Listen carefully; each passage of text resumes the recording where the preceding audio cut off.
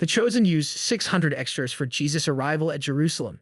While The Chosen has utilized large groups of extras in previous seasons, none of them came close to the scope of the 600 needed for Season 5.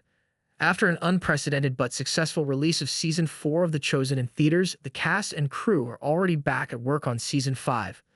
A recently released behind-the-scenes video from The Chosen is giving fans a glimpse into the monumental undertaking of filming Jesus' arrival at Jerusalem. The footage opens up with a dizzying number of extras in costume who will be gathered around Jesus, Jonathan Rooney, and the apostles as they make their march into the Jerusalem set. While The Chosen has utilized large crowds of fans as extras before, as for the Sermon on the Mount or the feeding of the 5,000, this scale is unprecedented. The arrival at Jerusalem scene required 600 extras to film over the course of 3 full weeks. This is a massive undertaking, one that showrunner Dallas Jenkins called one of the most beautiful moments of my life. He went on to note that Palm Sunday, when the filming took place, would never be the same for anyone present after spending it with such a lively and devoted crowd. They say it takes a village to raise a child, but it took the efforts and dedication of 600 fans from around the world to shoot this scene.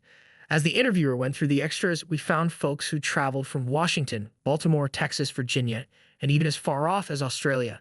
They weren't just there because they wanted to be in a TV show, but because they have been touched by The Chosen's story. One extra commented, "The very first episode touched my heart. It was at a time in my life where I was thinking that maybe I'm not that important to God. But when Jesus spoke to Mary at the very end of that first episode of Season 1, I wept, because it was like God speaking to me directly, saying, 'You're mine. You'll always be mine.'"